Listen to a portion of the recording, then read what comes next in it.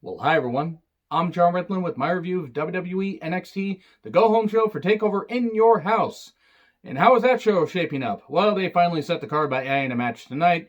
And how was this show overall? It was fine. It was fine. I'm going to get to what I did and didn't like, and maybe I might have some controversial takes. You will have to see. We start off with Mia Yim and Candice LeRae. And look, Candice has a great heel theme, and she's good in the ring. So's Mia. I don't give two shits about this feud, and I don't give two shits about heel Candice. I give her credit. She's trying. Company's going full in on it.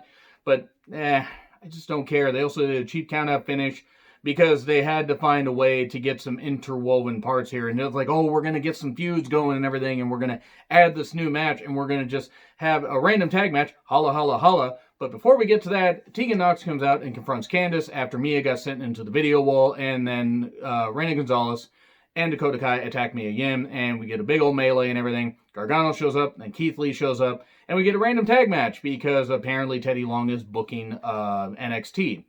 And, okay, it was fine. We have the North American Championship match from Takeover in Your House and the continuation of this Mia Yim-Candice feud that I really don't care about. That doesn't mean it was bad. There was at one point, since Gargano came out in, his normal clothing, he had his cell phone, he had his wallet, and he had his car keys. And he jammed his car key at one point into Keith Lee's eye. Eye for an eye. Eye. Oh, Gargano is Alpha 5. There we go. That'd be pretty interesting. So then the most devastating maneuver in all of professional wrestling, surprise roll-up, and Candice pins Mia. Okay, kind of figured that would happen. And whatever, we're building up all this stuff going on and everything. It was kind of chaotic, but it didn't really feel like it was necessary. I mean, I get why they did what they did with the women, but it just felt like they were kind of padding this. I know they are running with a bit of a limited crew due to, the ongoing travel issues and stuff. I get that, but this felt a little eh. And then we get Mckenzie Mitchell interviewing Loomis. He says nothing, but he gets an art easel out and starts drawing and everything, and then we get to see his work a little bit later. And Maverick arrives. He goes nuts, says he's going to eat sweets, and he's going to go nuts because he has nothing to lose. If he wins the championship, he leaves. If he loses, he leaves. Okay, cool. All right. We then get Adam Cole and Velveteen Dream, the prime target, meaning Adam Cole wants to make Velveteen Dream his prime target. Wait. Maybe Michael Hayes is booking NXT. But anyway, the Undisputed Era arrive in a limousine. And O'Reilly's there. Great to see O'Reilly back. I don't know why he stole Cameron Grimes' hat, but it is what it is. They're talking everything about Adam Cole being the longest reigning NXT champion, 1 year to the day since they recorded this on June 1st. And then Dream's on rollerblades, talking to a mirror. He's doing all this stuff and everything, talking about being the NXT champion. And then others talk about the match, and it's a backlot brawl. I fear for who's going to have to play the role of Goldust when Piper stripped him. Is it going to be Cole? Are they going to bring in somebody else to do that? Are they going to humiliate Bobby Fish? I have no goddamn idea what they're going to do. I know they recorded this, and if you happen to know the results, please don't fucking spoil it. Don't fucking spoil Takeover in Your House. I know they've already recorded, so don't fucking do that, please. I'm 50-50 on this. I think it'll be a good match. It will be cinematic, so I could take or leave it, honestly. But it was a nice package. Loomis then does a lot of good art, and he shows the big head caricatures of him driving the Undisputed Era in a car. And I believe he actually is an artist, and I believe he did draw that. That's pretty damn good. He is actually really, really good. And then we get Isaiah Swerve Scott versus Tony Nese. We get Nese scissoring him brutally at one point.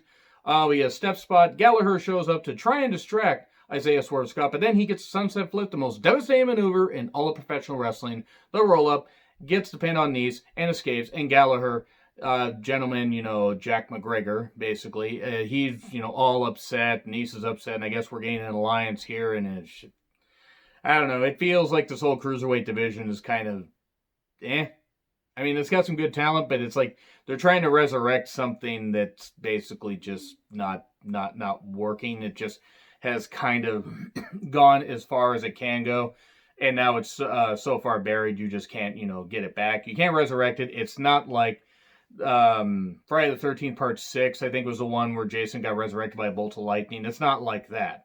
As cool as that would be to see something like that happen, I don't know. This whole thing's getting away from me. So it was what it was. The match was fine. And then we get Fish and Strong versus Lorcan and Birch versus the returning Breezango as astronauts. Haha. An MXC reference, by the way, if you don't get it. It's a three-way number one contenders match. This match is fast-paced, well done. You would expect it with these teams. When Brazongo are the least of the teams there, and they're still pretty good workers, this was just fine. Some good strikes and everything. Lorcan and Burch didn't take the pin, which I think is a smart move, because Fandango pinned Bobby Fish with the top rope leg drop. And there's a reason why this is a good thing. Burch and Lorcan didn't take the pin. Brazongo will be a nice, will be nice opponents for Eichner and Bartel for them to beat. Continue this feud and build up to having Eichner and Bartel lose to Lorcan and Burch, them finally winning the tag team championships. And then also, Eichner and Bartel show up, and then the two big guys with Malcolm Bivens, who I don't get the appeal of. I don't hate the guy. I don't know. He's not a bad talker, but I don't find him intimidating at all. I mean, I guess that's kind of the idea. He surrounded himself with these two big guys, but they're not bad. I have no reason to be invested in this team. I have no reason. I don't expect to be grabbed by every single team or every single wrestler right off the bat. I didn't care. It was what it was, though. We then get recaps of Chelsea Greenfire and Robert Stone, and then we get Aaliyah and Santana Garrett. Okay, perennial NXT lifer Aaliyah is what she's going to be called now.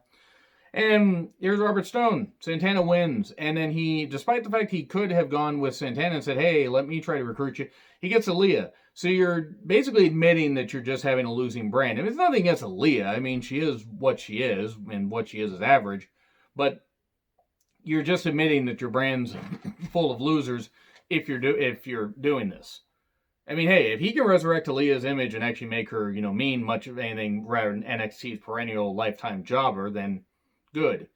But Santana Garrett, I also don't know what the fuck they're going to do with her. So, we go to Io, Rhea, and Charlotte, the prime target, and we start off with footage of Io getting wet. Which sounds like my Google search history. Moving on. This is good stuff, though, doing a promo where she's obviously talking while, it's voiceover stuff, while she's in a pool, getting set and getting ready and getting wet and everything, and I'm sorry, but I've lost my train of thought. Rhea is talking about preparing for, what happened after Mania. She was ready, but Charlotte beat her. Charlotte was a better person. That doesn't mean that Rhea can't beat her. And Charlotte does the normal thing where, I cut my teeth in NXT. Charlotte cannot retain on Sunday. She just fucking can't. That's all I gotta say. Io's accolades are talked about, and her even stills of her work in Japan. Beth and Natalya especially talking about how Natalya mentioned she's one of the best wrestlers in the world, man or woman. And she's right. Io Shirai is fucking terrific. Okay, so that was good stuff, and again, we got to see Io get wet. Hooray! So, Cameron Grimes versus Bronson Reed. It's power of Reed versus the heel work of Grimes. There's a mist splash, cave-in, 1, 2, 3. I know it sounds like I'm skipping through some of this stuff, but there's stuff I just didn't care all that much about. And then suddenly, Karrion Kross attacks Bronson Reed, and then, kind of just whisper shouts into the camera about Ciampa, Sunday's going to be special, I'm going to beat you, all that, da-da-da-da. So, Tegan Knox, Shotzi Blackheart, Mia Yim versus Raquel Gonzalez, Dakota Kai, and Candice at TakeOver in your house. Cool. Make it crazy. Just make it a street fight. Have them want to get crazy, because when they want to get crazy, we can get crazy. A particular follower of mine should appreciate that. And then Phantasma, that's just what I'm going to call him, versus Drake Maverick, Cruiserweight Championship Finals. Look, they're no longer calling it the Interim Cruiserweight Championship, which means maybe they just strip Jordan Devlin of it right away, and Jordan will just, come back and beat whoever it is, or whoever the champion is, when they can allow travel and all that stuff. The action was good. Drake's selling is fucking incredible. He kept selling his back after his power bomb outside, really kept selling it, kept getting out submission maneuvers, kept doing all this stuff and everything, and eventually, after a lot of near falls, the kidnappers try to get Phantasma. Get him. Maverick stops him because he doesn't like human trafficking, who would, and then decides to get back in the ring. He took his eyes off of Phantasma too long. Phantom Driver, 1, 2, 3. Maverick's responded, thank you, Drake, and here is where the controversy comes in. Okay, so they tried to recreate the Cedric Alexander, please sign Cedric moment. I know that Drake getting released was legit. Those tears were legit and everything. I don't feel worked, and I don't really care. I'm happy for Drake. He got re-signed, by the way, by Triple H. Got an NXT contract.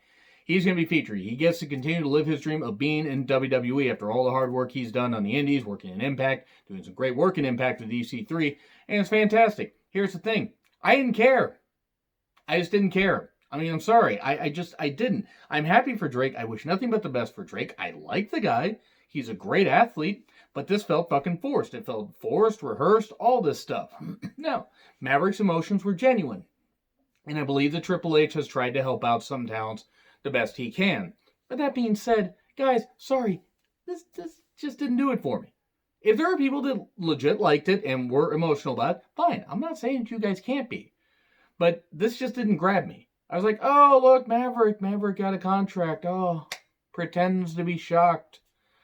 I know it sounds like I'm being a disingenuous prick as opposed to the rosy-cheeked, happy individual I usually am. But again, I'm happy for Maverick. I'm happy for him, and I hope that if he doesn't get a singles title push, hell, have him beat Gargano for the North American Championship at some point. Have him do something like that. They're basically the same goddamn size, and Maverick can actually cut a promo. Boy, I'm being needlessly mean towards Gargano for no reason. But it was what it was. I'm happy for Drake. I wish him nothing but the best with this new contract, however long it is. If it's a year, if it's 2 years, and yes, okay, you can make the argument, why'd they re-sign him and not re-sign anybody else? They had the best story going with Drake. Even though I didn't care about the story, good for him. I'm happy for him. I just didn't care. I just didn't get emotional at all. I'm like, oh, look, he got a contract. Oh, woo. But, I'm probably going to get shredded in the comments for that. That doesn't mean that I'm not happy for the guy. I just didn't care about the moment. Anyway, agree, disagree, what I said, like, share, subscribe, Twitter handle in the description. I'm John Ritlin. I'll see you soon.